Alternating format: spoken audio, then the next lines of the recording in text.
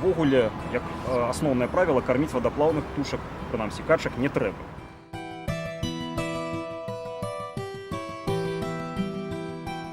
Але калі ўжо апынулася сітуацыя, што яны там без вашага жадання засталіся зімаваць і пачаліся моцныя маразы, вада застыла, у іх няма корма, яны відаць па іх, што яны там уздуліся, нікуды не ходзяць, берагуць апошняе цяпло і ім няма чаго паесці, вось тады іх можна падкарміць ужо, таму што тут справа ідзе пра тое, што выжывуць яны ці не, тут ужо можна дапамагчы, калі вы не спрыялі таму, каб яны засталіся і апынуліся ў такой сітуацыі. Ось. І ў гэтым выпадку варыянты гэта альбо прарошчанае нейкае зерне, але яго трэба рыхтаваць загадзя, і таму гэта не зусім зручны такі рэалістычны варыянт, калі знянацку моцныя маразы.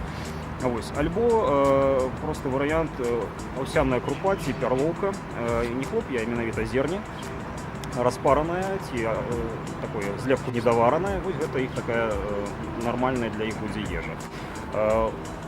Зноў жа, мы кажам пра экстрэмальныя выпадкі, у дадзеным выпадку, калі зусім нічога пад рукой, можна і белым хлебам падкарміць, але не ўводзіць гэта ў такую стандартную практыку. Пэўнай колькасці корму хопіць у любым выпадку, то бок натуральнага, ці паўнатуральнага, які ёсць і без жадання чалавека. Таму вось гэтая традыцыя насамрэч карміць птушачак і ўлетку, і на пачатку зімы, і ўвосені, яна для іх не зусім добра апыноўваецца. Хаця, канешне, там романтычна, гэта неяк традыцыйна, там і як бы дзетак прызвычайваюць да прыроды, но ўсё ж такі вось для гэтых рэчаў лепш шукаць другія формы. Сярод невадаплаўных там ёсць варыянты. Асноўная маса птушак, якія ў нас зімуюць, яны ўжо зімуюць не першае стагоддзе, некаторыя нават не першы дзесятак тысяч лет. Вось. І гэтыя птушкі прызвычайныя да такога рэжыму, і ў дадзеным выпадку падкормка ім ніяк не пашкодзіць.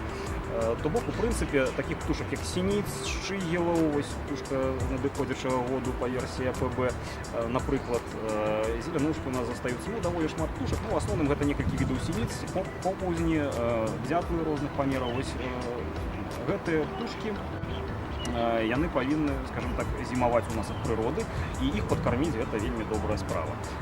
Таму што і зімоўка, як і міграцыя, гэта такі перыяд выпрабаванняў, і, у прынцыпе, калі мы дапаможам перазімаваць, то наступны год у нас будзе, скажем так, больш разнастайнасці, не толькі будуць там адышыя галубы.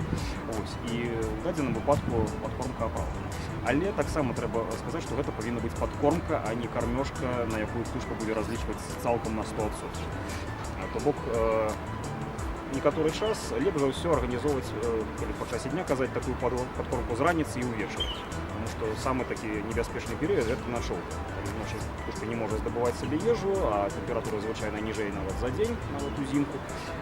І ёй цяжка зберагчы цяпло і выжыць перажыць да раніцы. Таму падсілкавацца з раніцы, і каб быў некаторы запас гарантаваны на начоўку. Ёсць асноўныя некалькі такіх традыцыйных відаў корма. Гэта семачкі сланечніка, насенне. Вось гэта найлепшая падкормка для ўсіх нашых сініц і папаўзнёў, яны з імі вельмі добра разбіраюцца, таму звычайная семачка ў прыроднай сваёй шкарлупе, без усялякіх солі там ці іншых спецый, вось гэта самае лепшае для іх можа быць.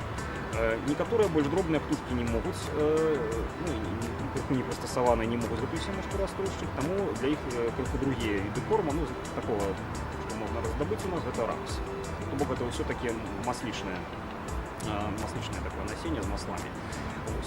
Калі рапса няма, вельмі хочацца падкарміць шчыгелу ці чачотак, якія прылятаюць да нас зімаваць, таксама можна ўжываць насенне сланечніку, толькі трэба яго крыху прыдавіць. Звычайна, з птушкамі даўно яны робяць гэта вельмі такой простой прынадай, бярэцца звычайная дошчачка для нарэзкі і шкляная бутэлька з роўнымі бакамі, і крыху вось як валікам раздушваюцца семачкі, каб проста пашкодзіць скарлупку. Тады абалонку эту цвёрдую, тады ўжо і птушачкі, якія не прызвычайныя дзяўсці вялікае насенне, яны могуць дабрацца да корма вельмі спакойна. Варыянты падкормкі, каб загатаваць нешта з восені, такі таксама часам рэкамендуюць, асабліва калі там заняткі з дзецьмі, яны не зусім для птушак насамрэч прыдатныя, у тым плане, што калі мы ўзялі з прыроды нейкі корм, потым вярнулі, то мы нічога не змянілі, можа толькі там дыслакацыю, ніякай там сланіны ці спецыяў не павінна быць. І гэта падкормка для, зноў жа, сініц, папаўзнёў і дзятлаў. Кавалачак такого сала, ну, звычайно такі ўжо калі зусім традыцыйны варыянт, гэта са скуркай з кавалачкам, ён крэпіцца да нейкай апоры, ці гэта бок кармушкі, ці гэта проста на дрэве можна размесціць невялікі кавалачак, яны прылятаюць, яны ідзе ў путь.